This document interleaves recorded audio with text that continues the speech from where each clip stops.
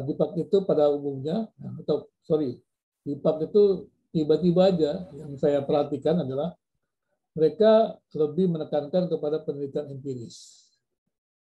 Ya, repotnya lagi, ya penelitian empiris pun ini ya artinya secara khusus mereka meneliti penelitian kuantitatif, ya, tetapi mereka tidak punya kemampuan statistik. Dan lebih repotnya lagi, mereka pikir yang namanya penelitian itu adalah statistik. Hingga akhirnya ya memang ya banyak orang yang membuat penelitian-penelitian ya tidak mencapai tujuan dari penelitian secara khusus pembuatan tesis yang menjadi alat ukur kompetensi Anda ya ketika Anda lulus sebagai magister teologi.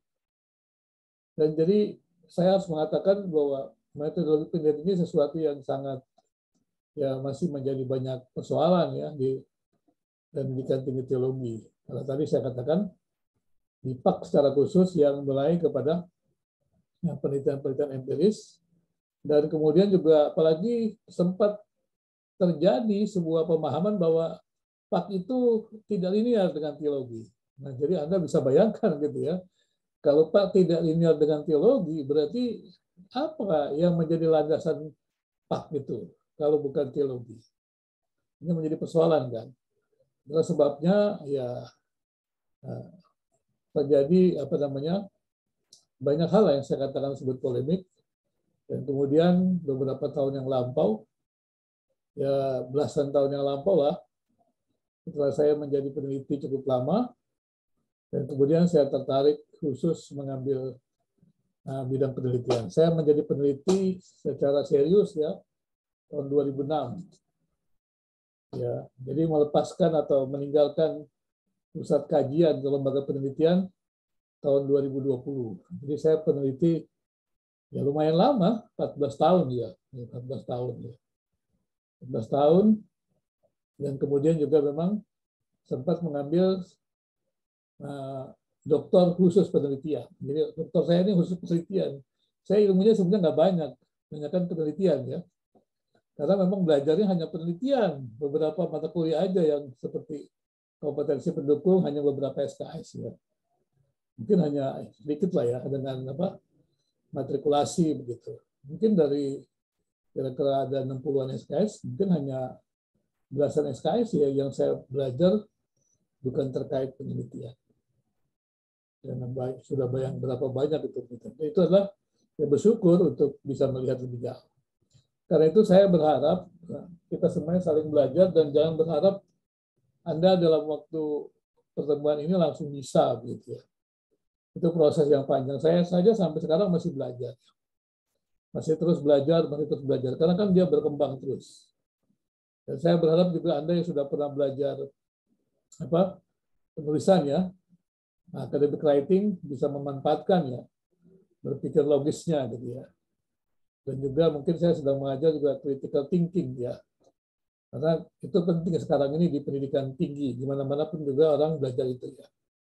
Jadi kalau itu tidak dikembangkan, kemampuan berpikir kritis, kemampuan penelitian, ya kita tidak bisa mengembangkan apa-apa di pendidikan tinggi agama Kristen.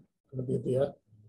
Jadi saya berharap sekali lagi Anda bisa mengikutinya dengan baik dan jangan langsung berpikir selesai tanpa berusaha. Selalu saya katakan kalau kuliah saya memang nggak bisa dikuasai dengan cara hanya mengikuti Zoom seperti itu. Harus mempersiapkan diri dan harus berlatih belajar. Dan sampai tamat pun harus terus belajar. Kira-kira demikian. Baik, sampai di sini. Sebelum saya masuk ke RPS, ada pertanyaan?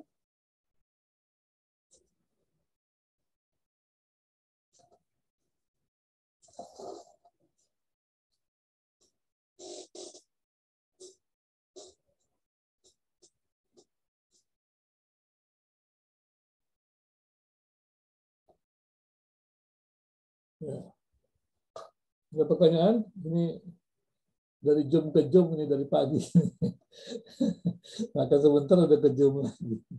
Saya nggak sangka ya, tiba-tiba. Ke Zoom. Di rumah memang, tapi dari Zoom ke Zoom. Iya. Ada pertanyaan? Atau ada yang sudah pernah belajar penelitian? Saya ingin tahu siapa yang sudah pernah belajar metode penelitian. Zaman S1, Pak. Oh sudah, siapa itu?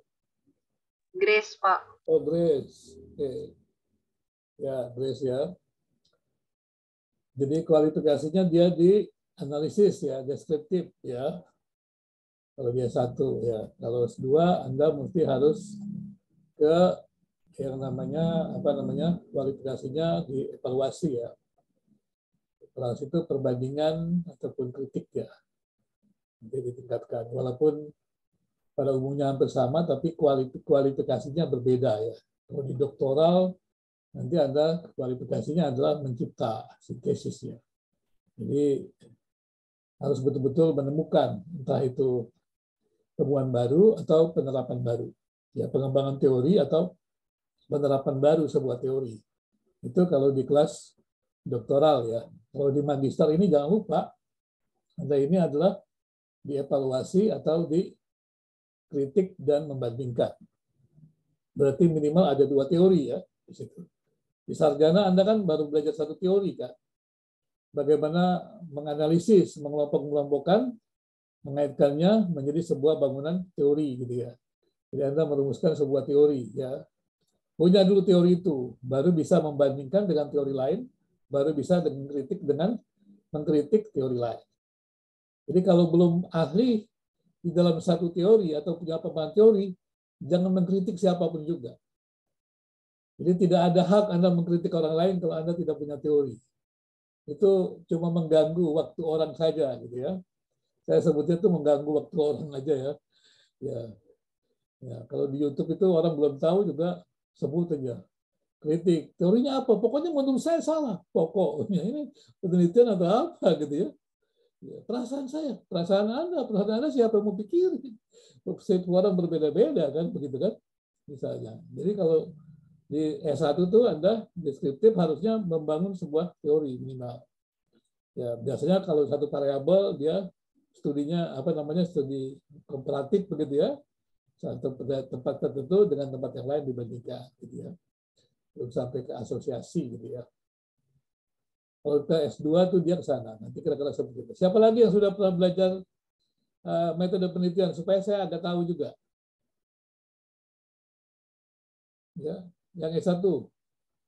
Biasanya ada di teologi dia tidak belajar metode penelitian, dia belajar metode penulisan di beberapa STT ya. Tapi ada juga yang belajar metode penelitian, ya. Tidak belajar metode penulisan. Makanya meneliti bisa, nggak bisa menuliskan yang diteliti. Ya kan? Ada yang belajar metode penulisan, nggak tahu menulis apa, karena belum belajar penelitian gitu ya, seperti itu. Harus dua-duanya kan, belajar penelitian dan harus belajar penulisannya. Kira-kira gimana? Ada lagi yang sudah pernah belajar? Kalau Pak Jajang belajar apa dulu waktu S1-nya? Penelitian apa? Saya teologi, Pak. Cuman waktu itu kayaknya belum ada penelitian sih kayaknya, Pak. Lebih dulu ambil skripsi itu penginjilan terhadap orang Sunda di Jawa Barat. Cuman saya belum sampai gimana gitu, belum paham juga. Iya, sebenarnya itu penelitian itu. Cuma ya mungkin juga kalau sudah sebegitu hasil sudah sampai di empiris itu ya. Kadang-kadang ya apa kualitatif atau kuantitatif. Kalau yang teologi biasanya kan dia penelitian eksegesis, sistematik. Nah itu penelitian teologi. Kayak juga seperti filosofis gitu ya. Jadi pertanyaannya bukan pertanyaan penelitian dia. Pertanyaannya pertanyaan metafisika dia. Ya. Jadi bisa disebut kadang-kadang ada orang mengelompokkan di jurnal itu pendapat gitu ya. Kalau mengatakan kajian teori. Sebenarnya sih menurut saya juga itu penelitian. Ya. Jadi itu juga susah ya. Jadi bagaimana kita mengkritik teori satu dengan teori lain, misalnya bagaimana membandingkan pandangan tentang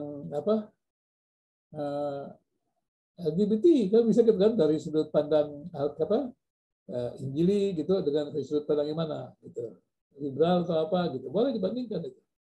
Nah, itu juga 2 teori berarti biasa. Tapi kalau di sarjana Anda hanya berat pada kitab tentang LGBT. Ini 1 teori, ya.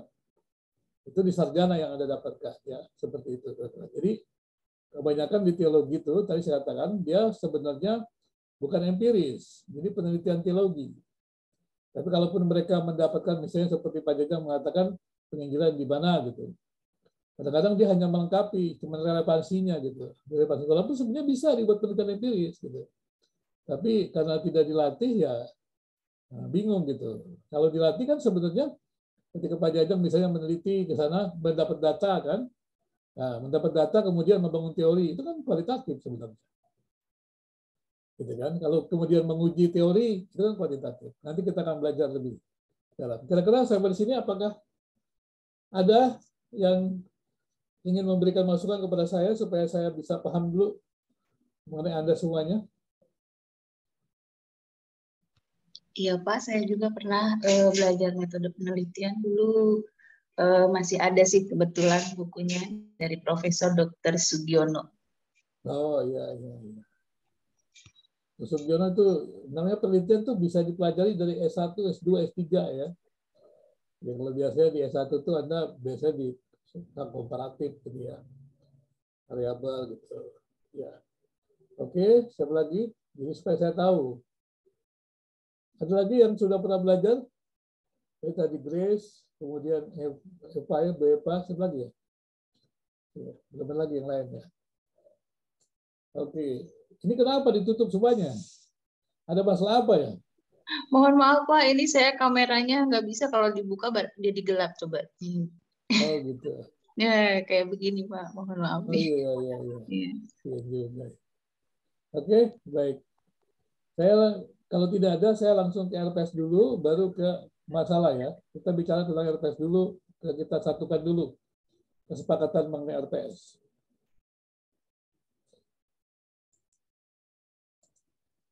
Ya, jadi saudara, kita adalah metode penelitian, banyaknya 2 SKS gitu ya. Sebenarnya saya harapkan bukan hanya konseptual teoretik, tapi juga ada seminar atau praktek gitu ya. Jadi Anda mencobalah menganalisis ya, jurnal ataupun skripsi gitu, atau dalam tesis lah gitu ya, atau disertasi gitu ya, mengkritik gitu ya, ataupun membuat laporan lah ya, review, lebih tepatnya mungkin review aja kali ya, lebih enak ya, review jurnal gitu ya, Anda mereview jurnal ya, ataupun mereview boleh juga tesis gitu dari 2 model ya, atau 3 model. Yang pertama adalah kualitatif, kedua kuantitatif, yang ketiga ya bisa semacam evaluasi ataupun juga kajian teori ya, atau kajian filosofis atau teologis ya, seperti itu. Jadi diharapkan demikian. Nah, kita masih sama walaupun ini berbeda dengan S1-nya, tapi karena kualifikasinya ya. Jadi pada mata kuliah ini mahasiswa belajar tentang prinsip-prinsip metode penelitian yang akan digunakan kelak ya pada saat melakukan tugas akhir. Ya, ketika penelitian metode penelitian merumuskan permasalahan, membuat hipotesa atau hipotesis, membuat rancangan penelitian sesuai dengan metode yang dipilihnya, mengumpulkan dan mengolah data, dan menyusun proposal penelitian. Gitu ya. Jadi ini saya pikir juga Anda bisa lihat nanti di kurikulum ya, bahwa ini adalah capaian pelajaran urusan. Jadi diharapkan setelah Anda menyelesaikan mata kuliah metode ini, mampu merancang dan menjalankan penelitian ya dengan metodologi yang benar, khususnya terkait dengan pengembangan bidang PAK. Jadi kalau kita meneliti kan kita pengembangan bidang PAK. Kemudian memahami prinsip-prinsip penulisan, harus tahu ini ya. Mampu menerapkan pemikiran logis kritis ya. Kalau kita meneliti kita harus punya kemampuan ini ya. Jadi Anda mesti memanfaatkan, mengembangkan ya kemampuan berpikir kritis Anda, berpikir logis ya. Karena penelitian itu kan alurnya mesti logis gitu ya. Kemudian tentunya juga mampu, karena ini magister ya, mampu menyelenggarakan penelitian sendiri ya. Mendokumentasikan, berkarya ya. Begitu. Dan juga ya punya sikap yang bertanggung jawab ya, jangan plagiarisme ya, seperti itu. Kemudian yang mata kuliahnya ini, jadi mampu menjelaskan metode penelitian ya, prinsip dan etika ya, merumuskan masalah dan menyusun hipotesis itu nanti, mampu menjelaskan berbagai metode penelitian ya, mengumpulkan, mengolah dan menginterpretasi ya, mampu menyusun program penelitian dan mempresentasikannya. Jadi Anda sudah harus bisa menyusun proposal penelitian ya, mulai dari sekarang ya. Nah, seperti itu. Jadi hasil akhirnya adalah Anda buat proposal penelitian ya. Hasil akhirnya ya. Materinya ya, pendekatan ilmiah dan ilmiah gitu ya. Paradigma penelitian, rumusan masalah ya. Kemudian kerangka teoritis ini semuanya, pengembangan instrumen ya. Ini secara khusus kalau nanti Anda buat penelitian empiris ya, instrumen pengembangan data, dan juga membuat proposal penelitian. Tugasnya itu ya, baca buku ya, diskusi ya, paper ya. Juga di sini kita nggak pakai tes tulis saja kali ya. Jadi kita penilaian kinerja aja ya. Jadi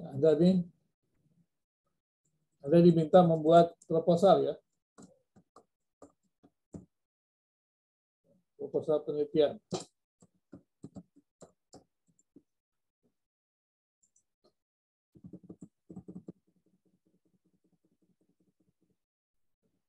Penelitian ya. Jadi Anda yang tidak membuat proposal penelitian tidak boleh mengajukan tesis ya. Instrumen penelitian ya. Penilaian ya. Oke, nggak usah tes tulisnya mungkin tidak ya. Cukup lembar penilaian kinerja aja. Ya, presentasi, partisipasi seperti itu. Ya. Kemudian ini referensinya banyak sebenarnya, bisa Sugiono boleh. Ada Kunto ini mudah ya untuk Anda ya. Bisa beli online ini ya, ada Kunto. Rasul juga mungkin bisa ini ya. Terus Kerlinger, kalau Kerlinger ini agak susah ya. Buku lama tapi bagus ya. Ini dari Gajah Mada University Press gitu ya. Sebenarnya banyak lagi buku-buku penelitian, tapi saya tidak akan berikan semua, nanti Anda jadi cukup bingung. Nah, dengan banyaknya buku ya. Tapi dengan yang ini mungkin cukup sementara. Nanti juga saya akan memberikan penelitian saya ya, yang akan Anda perlu juga kaji begitu, perlu baca gitu ya, seperti itu. Baik, kira-kira demikian ya. Seperti itu. Ada pertanyaan juga untuk untuk sedikit RPS ya. Ada yang ingin ditanyakan? Pak, kalau di sini bisa ini juga, Pak. Maksudnya tadi kan ada proposal penelitian itu kan berkaitan dengan judul tesis. Ya. Nah, sekalian bisa konsultasi gitu, Pak. Mana presentasi langsung, bukan hanya konsultasi. Ya. Oh, iya. Lebih tinggi loh, gimana sih? Ini lebih tinggi. Ya, Mantap, Bapak. Iya. Iya. Jadi ada presentasi kita bahas rame-rame gitu loh. Iya, ya, Pak. Iya. Jadi ini lebih tinggi dari dari konsultasi gitu ya. Konsultasi kan nanti setelah kuliah job ini, konsultasi kan gitu. Ya. Cukup jelas? Ya, jadi saya minta jangan ada yang mengajukan tesis sebelum Anda buat proposal di sini ya. Walaupun diminta judul kan. Judul itu kan untuk menentukan pembimbing. Ya. Tapi kemudian Anda buat proposal. Dan sebelum Anda masuk ke pembimbing Anda mesti selesaikan dulu di sini. Biar beres gitu ya. Saya khawatir juga kadang-kadang banyak orang yang malas mengerjakan di ruang ini, begitu maju tesis sangat buruk gitu. Kasihan sekali. Padahal nggak ada kesulitannya. Jadi menulis itu nggak ada kesulitannya. Cuma kita mesti kerja keras gitu. Gitu ya. Bukan berarti kalau nggak ada kesulitannya kita tidur-tiduran, nggak bisa.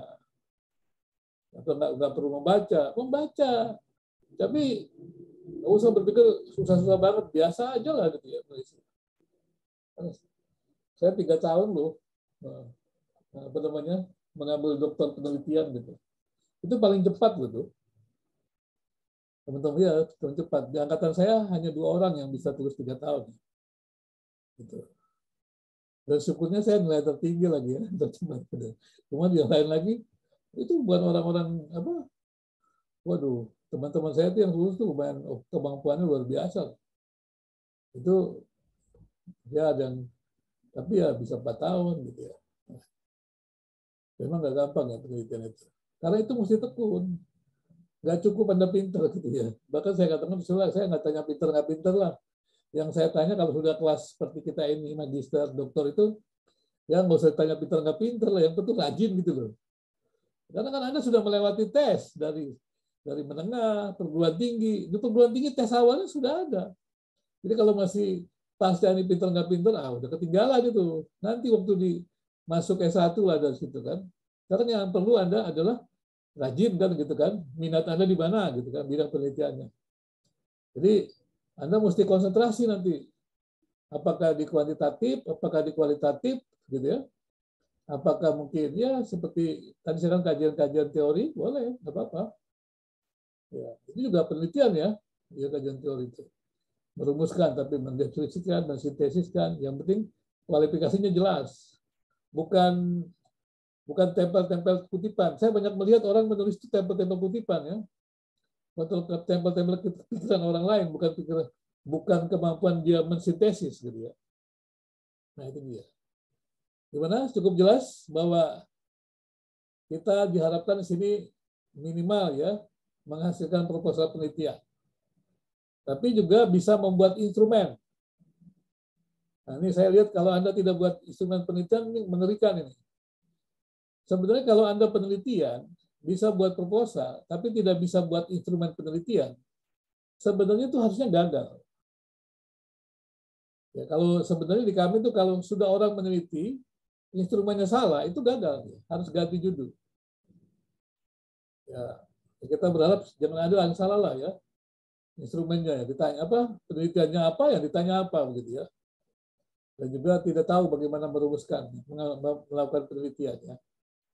Ya, saya berharap sih nanti untuk yang tertarik di kualitatif juga jelas ya bagaimana membuat instrumennya ya kan, bagaimana membuat rumusannya atau laporan penelitiannya, bagaimana kemudian juga mengevaluasinya karena ini kan tingkat magister ya, mengevaluasinya gitu ya, seperti itu. Jadi saya berharap cukup ya belajar keras lah gitu ya, baca buku-bukunya itu loh. Kalau bisa baca buku itu jangan satu kali lah ya, berkali-kali gitu ya. Dulu saya waktu belajar menulis saja satu buku itu saya pegang sampai robek itu bukunya. Robek kemudian saya beli lagi yang lain karena bukunya bagus gitu ya. Jadi usahakan begitu ya. Kebanyakan kalau buku kita bagus itu saya buku sudah bisa robek bacanya karena kan terus dibolak-balik tuh dilihat gitu ya. Jadi dilihat gitu ya. Nah, seperti itu ya, teman-teman ya. Gimana? Setuju bahwa hasil akhirnya adalah sebuah proposal? Halo? Gimana?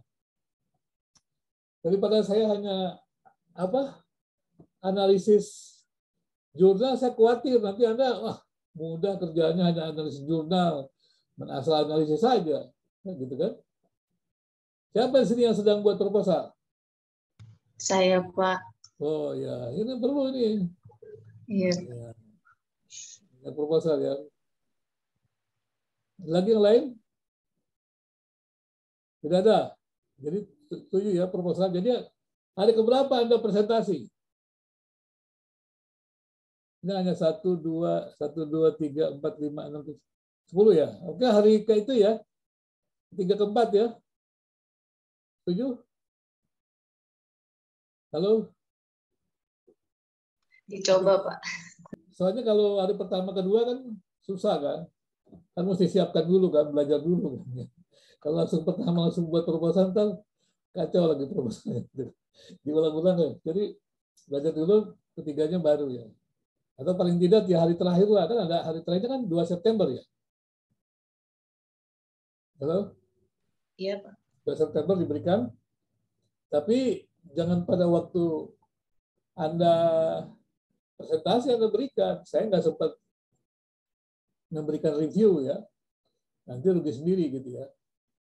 Nah, kalau ada jauh hari, ya saya bisa review, gitu ya.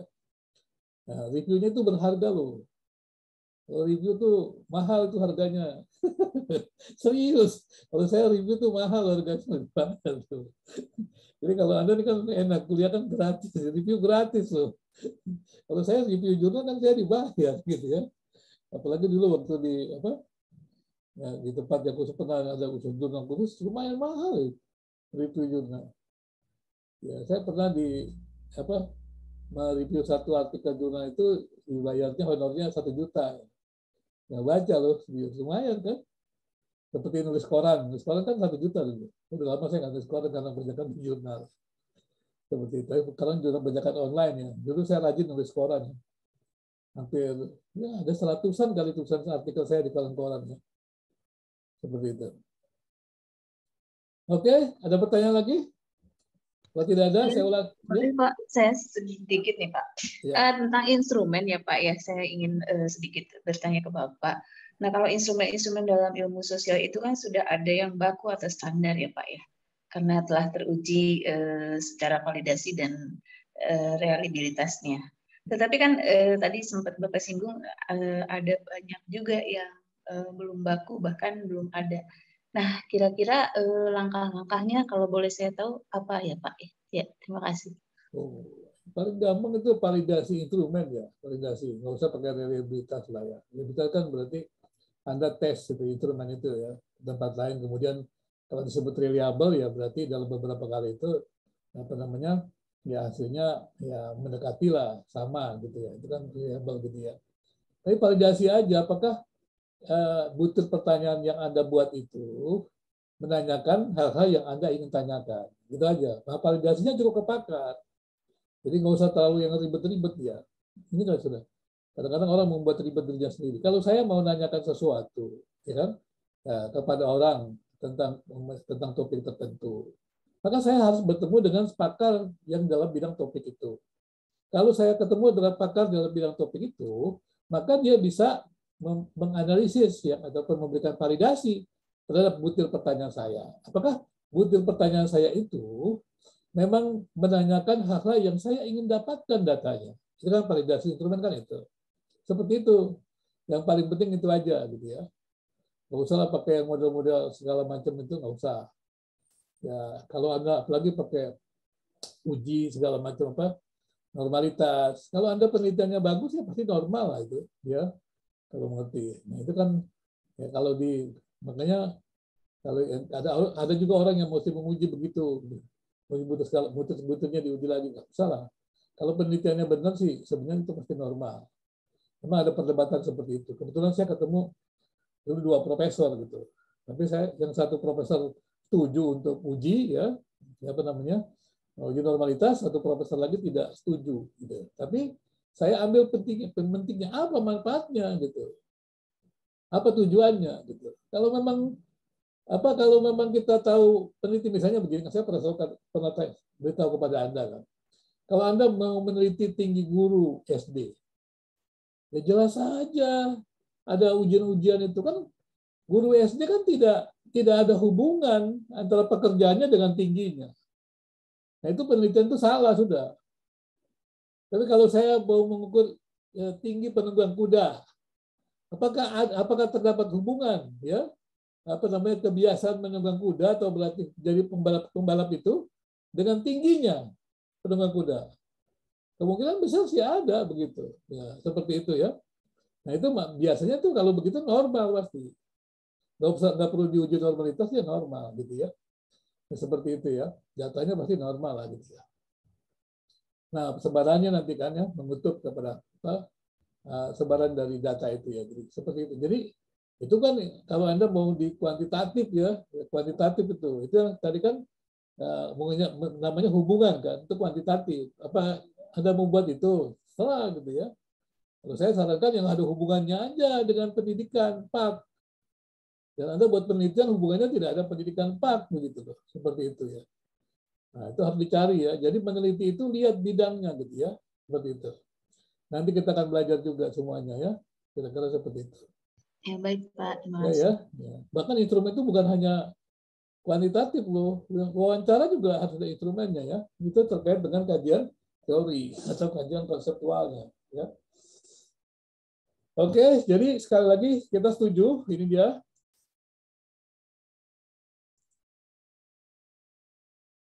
Setuju bahwa apa namanya seperti ini apa namanya bukunya ya. Anda boleh baca ya.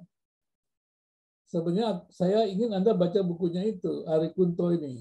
Walaupun dia lebih, menurut saya lebih praktis ya karena Ari Kunto Suharsimi ya, prosedur penelitian ya.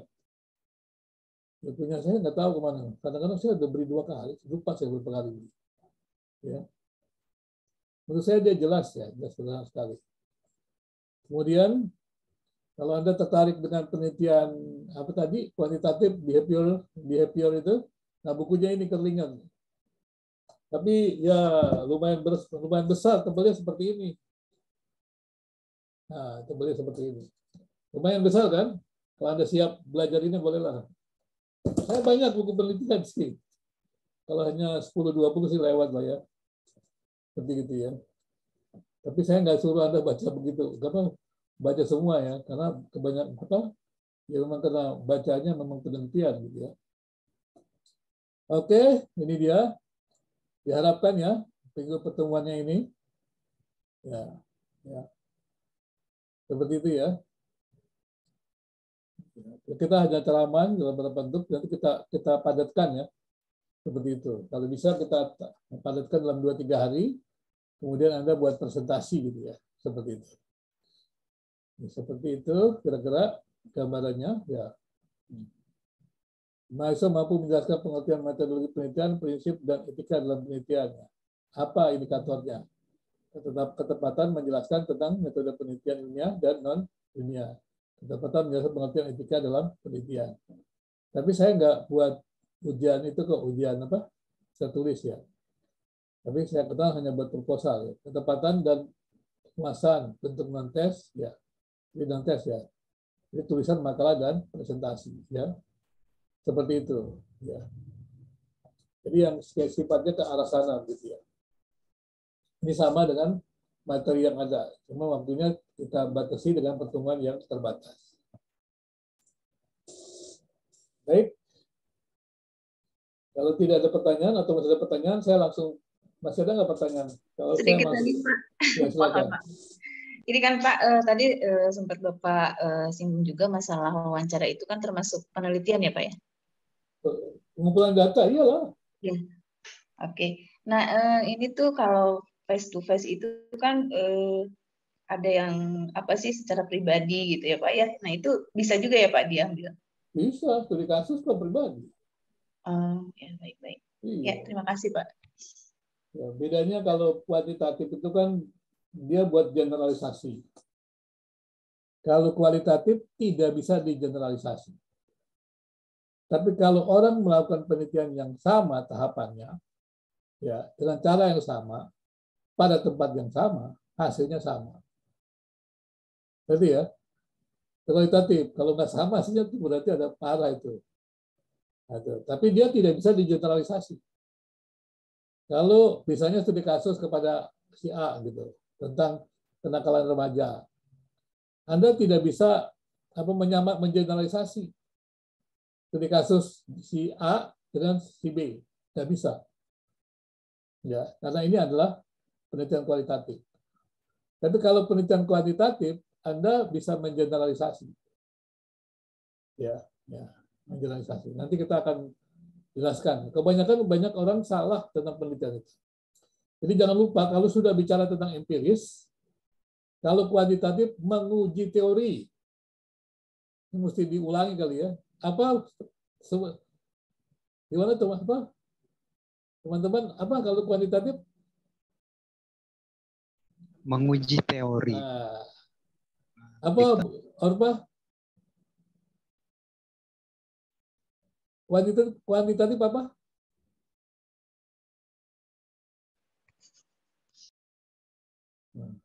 Menguji teori, Pak. Oh, itu. Saya tanya Orpes, jawabnya apa dia? Gimana coba? Kenapa nggak bisa keluar? Wah. Ramai. Oh. Gimana, Maria? Kuantitatif apa? Menguji teori, Pak. Jangan lupa ya, menguji teori ya. Kalau kualitatif apa? Halo, kualitatif.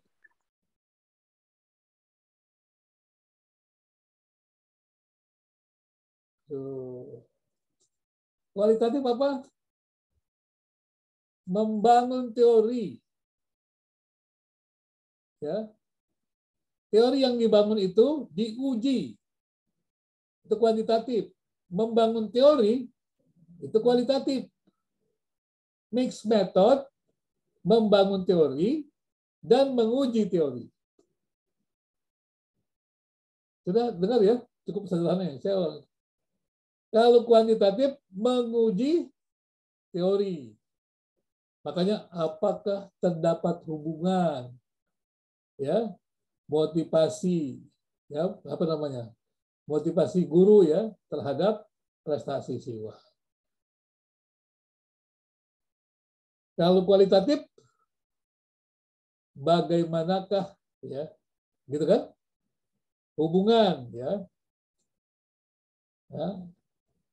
Misalnya nggak usah bagaimana apa kalau hubungan pakai kuantitatif bagaimanakah ya bisa juga sih hubungan ya apa namanya peran guru misalnya guru apa ada peran orang tua lah orang apa ya peran keterlibatan orang tua ya dalam kehidupan anak remaja boleh tapi hati-hati ya jangan menguji teori ya. Membangun teori, caranya studi kasus. Jadi Anda teori-teori yang ada itu Anda jadikan fokus. Kemudian Anda mencari desain, membuat desain, cari responden, buat wawancara mendalam, rumuskan, ya, apa namanya, kelompokkan, buat reduksi, jadikan informasi. Jadi teori. Nah, berarti kalau kualitatif Anda membangun teori atau mengembangkan teori.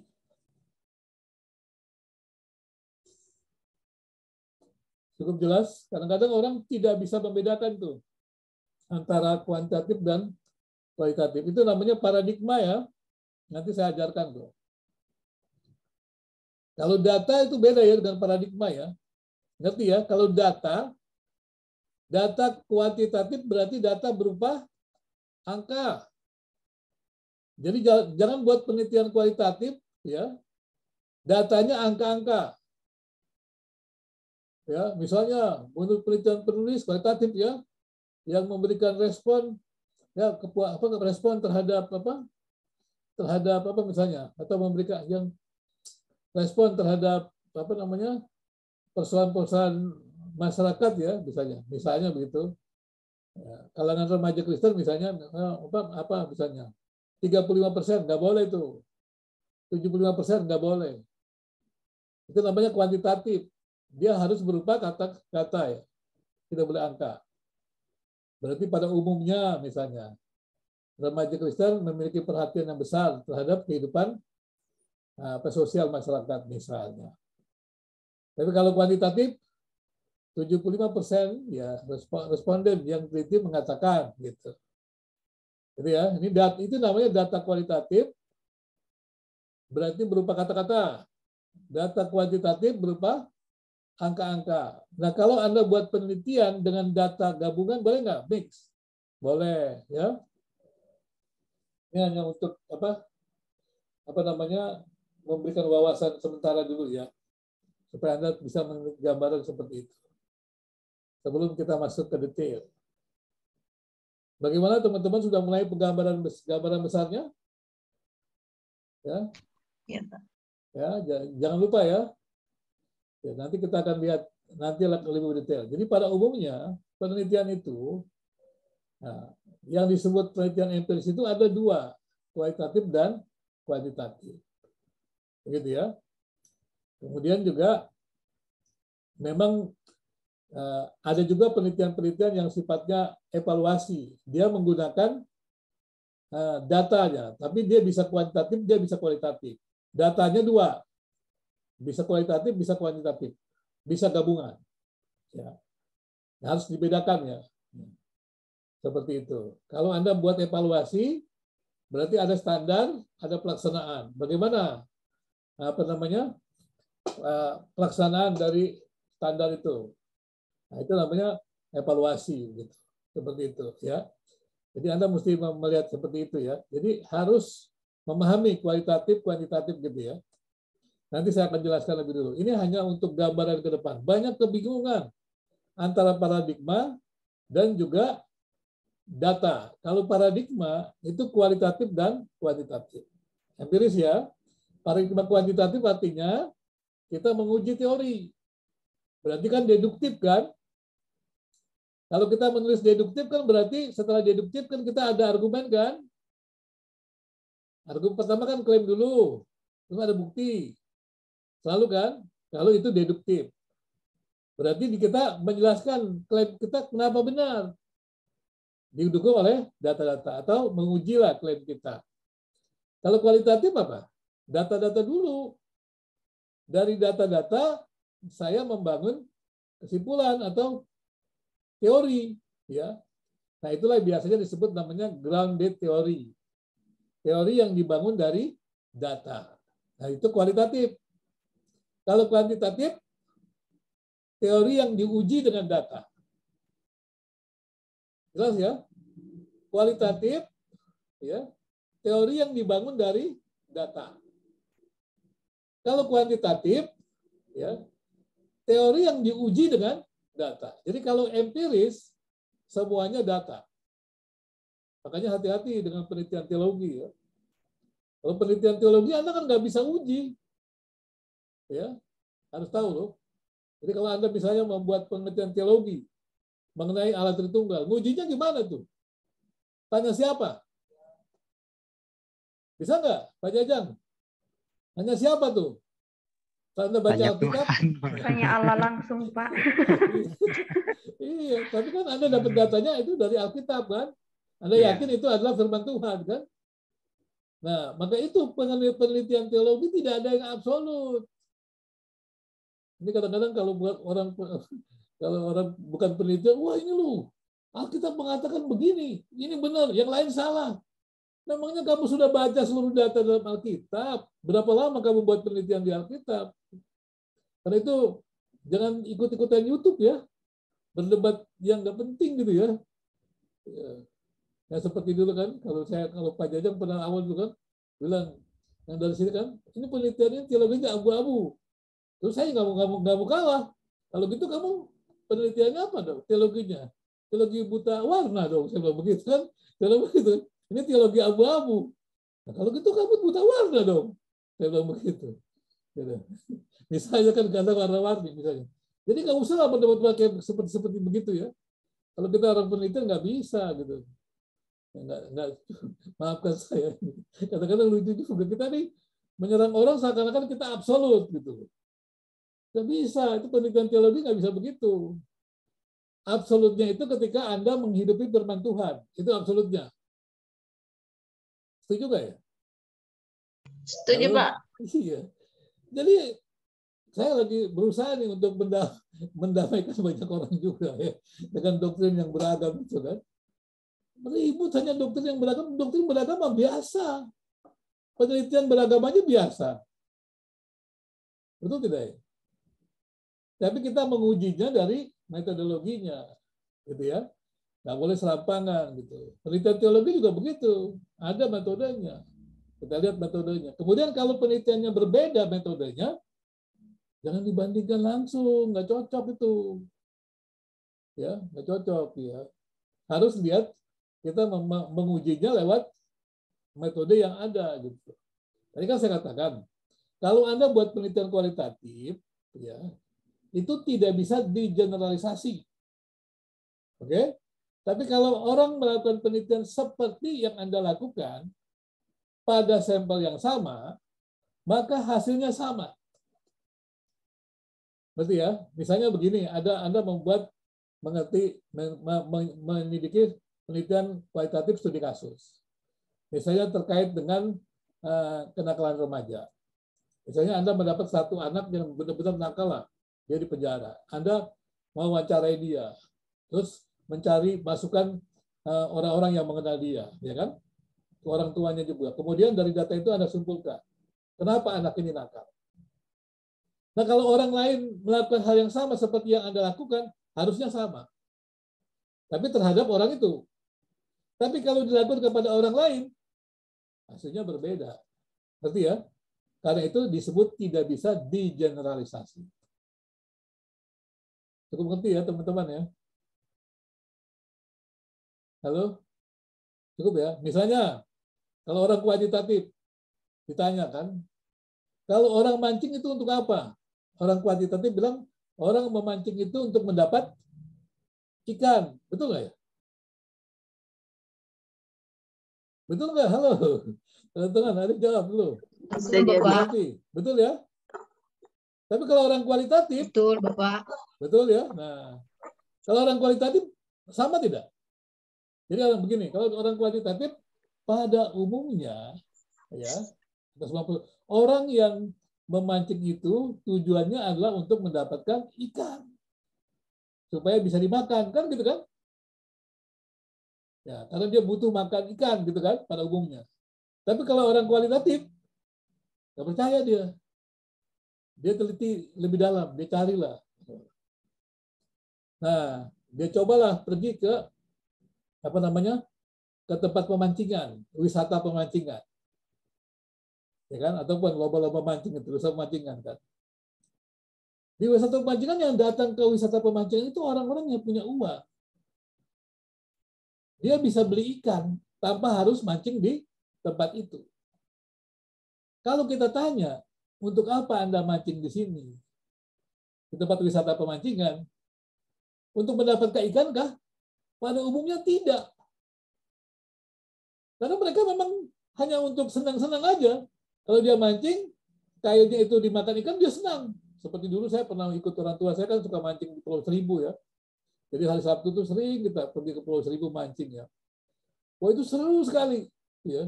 Mau dapat ikan, mau nggak dapat ikan, nggak persoalan. Yang penting kita senang lah, karena kita memang senang mancing. Sudah bisa tahu bedanya teman-teman?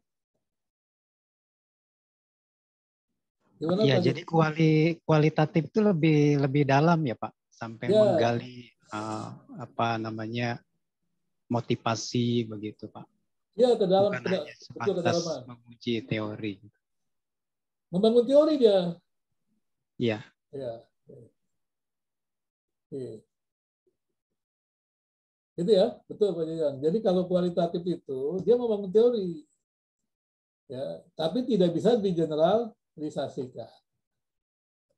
Ya, ini penting nih. Ya, tapi kalau dia kuantitatif, dia bisa digeneralisasikan. Ya, seperti itu ya. Jadi sebenarnya kalau kita buat penelitian teologi juga, kalau kita lihat ke data misalnya ya, Anda buat penelitian teologi, gitu kan? Ini gambaran itu ya. Kan Anda mengumpulkan data-data Alkitab kan. Nah, ketika Anda membuat misalnya eksegesi, kan Anda membuat mencari arti katanya itu, penggaliannya, mengungkapkannya itu, arti-arti kata itu dalam kalimat itu. Kemudian mengaitkannya dengan seluruh kitab. Maka Anda ketemulah disebut ya temuan ya. Bisa juga hasil berteologi disebut doktrin gitu ya. Karena datanya terbatas, harusnya kita setuju bahwa hasil penelitian kita itu terbatas. Yaitu kebenaran hasil penelitian kita itu bergantung pada data yang kita punya. Maka harusnya gereja itu bisa diskusi dengan gereja lain. Teolog itu bisa belajar dari teolog lain untuk memiliki data yang lebih banyak, sehingga kesimpulannya lebih baik, teorinya lebih baik. Itu namanya pengembangan teori. Kemudian mengujinya juga kuantitatif, mengujinya juga memperhatikan karya-karya orang lain, sehingga generalisasinya lebih baik. Itu penting. Jangan lupa ya, kalau kuantitatif Anda generalisasinya lebih baik, kalau kualitatif bangunan teorinya lebih baik. Tapi nggak ada yang sempurna ya.